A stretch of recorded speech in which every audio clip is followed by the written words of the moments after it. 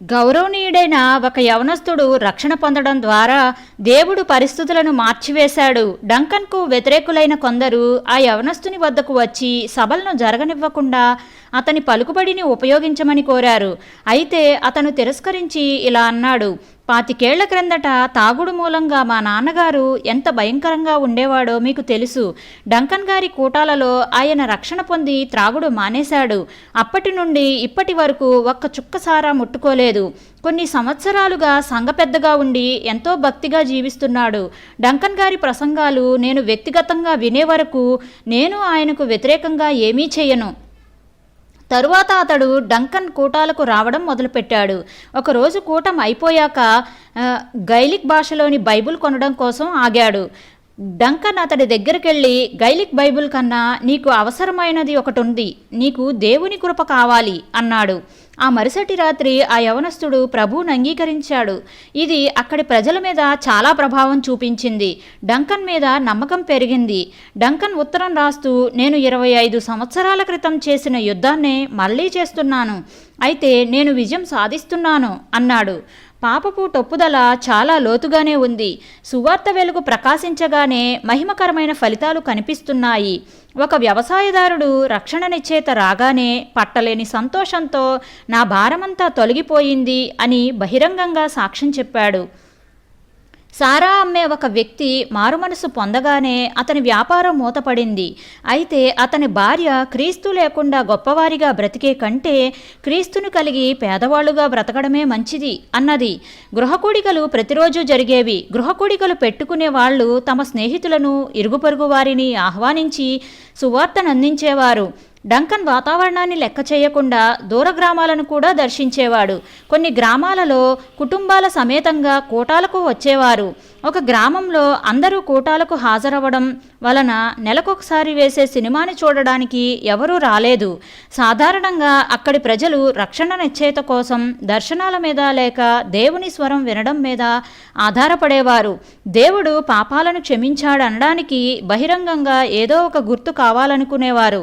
అయితే డంకన్ ఇటువంటి వాటిని ప్రోత్సహించకుండా విశ్వాసంతో దేవుడిచ్చే నిశ్చయితను పొందమని ప్రోత్సహించేవాడు. డంకన్ మీద దుష్ప్రచారం వలన సువార్తకు ఆటంకం కలగలేదని చూసిన సాతాను సేవ జరగకుండా చెయ్యడానికి మరో పన్నాగం పన్నాడు.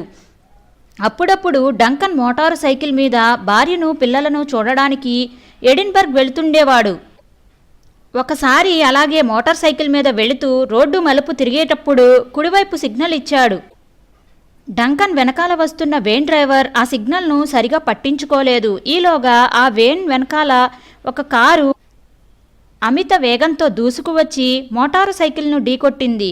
డంకన్ ఎగిరి అంత దూరాన పడ్డాడు. కారు అదే వేగంతో పొలాల్లోకి వెళ్ళిపోయి ఆగింది. అయితే కారుకు కానీ, మోటార్ సైకిల్కు కానీ, డంకన్కు కానీ ఏ విధమైన దెబ్బలు కానీ, నష్టం కానీ జరగలేదు. కారు నడుపుతున్న వ్యక్తి అది చూసి, ఇది చాలా అద్భుతం అన్నాడు. నిజంగానే ఇది చాలా గొప్ప అద్భుతం అని డంకన్ అన్నాడు. జరిగిన ఈ ప్రమాదం సంగతి డంకన్ ఎవరితోనూ చెప్పలేదు. అయితే ఇది జరిగిన కొన్ని నెలల తరువాత ఒక గ్రామంలో నడవలేని స్థితిలో మంచం మీద ఉన్న ఒక ఆమెను దర్శించడానికి డంకన్ వెళ్ళాడు. డంకన్ ఆమెను ఎప్పుడూ చూడలేదు. ఆమె డంకన్ను చూస్తూనే, నేను దర్శనంలో చూసిన వ్యక్తి ఇతడే అంది. తరువాత డంకన్తో మాట్లాడుతూ, ఒకరోజు మీరు చాలా ప్రమాదంలో చిక్కుకున్నారు.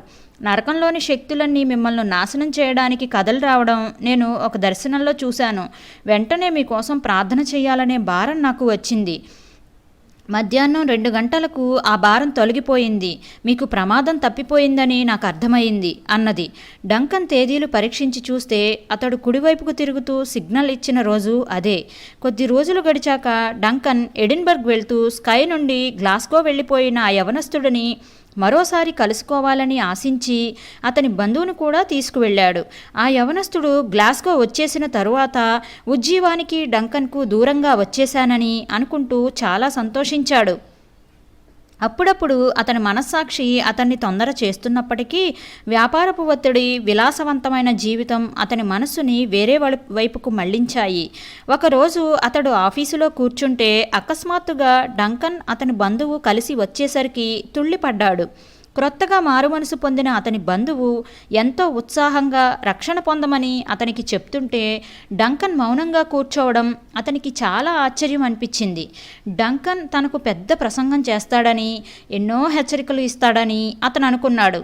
దానికి బదులుగా డంకన్ తన సహజమైన స్నేహభావంతో స్కైలో జరుగుతున్న పరిచర్యను గురించి కొద్ది మాటలు మాత్రం మాట్లాడాడు. దానితో ఆ యవనస్తునికి ధైర్యం వచ్చి తను ఎందుకు దేవుని వైపుకు రాలేకపోతున్నాడో అన్నీ వివరించి రక్షణ పొందడం నా వలన కాదు అని చెప్పేశాడు. డంకన్ ఇంకేమీ మాట్లాడలేదు, కానీ వెళ్ళిపోయే ముందు ఒక మాట మాత్రం చెప్పాడు.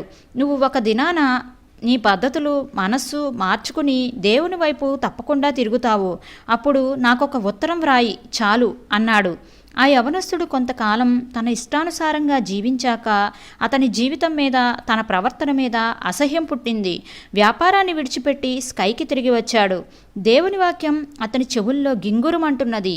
చివరకు దేవుడు అతనిని పట్టుకున్నాడు. తను పాపినని, నరకపాత్రుడని గ్రహించి పశ్చాత్తాపంతో దేవుని వైపు తిరిగి తన పాపాలు క్షమించమని అడిగి కన్నీటితో దేవునికి మొరపెట్టాడు. వెంటనే అతని మనస్సులో ఉన్న భారం తొలగిపోయి నూతన నిరీక్షణ వచ్చింది. గొప్ప శాంతి సమాధానాలతో అతని హృదయం నిండిపోయింది. ఆ తరువాత అతను డంకన్కు వెంటనే ఉత్తరం రాశాడు. కొద్ది సంవత్సరాలు గడిచాక ఒక సోదరి తన ఇంటికి పాస్టర్ గారి దుస్తుల్లో ఒక యవనస్తుడు రావడం చూసి తను దర్శనంలో చూసిన వ్యక్తి ఇతనే అని నిర్ధారించుకుంది. ఆ తరువాత ఆ యవనస్తుడు డంకన్కు కొద్ది కాలానికి మరో ఉత్తరం రాసి తను పాస్టర్గా ఉంటున్న సంఘంలో వాక్యం చెప్పమని ఆహ్వానించాడు.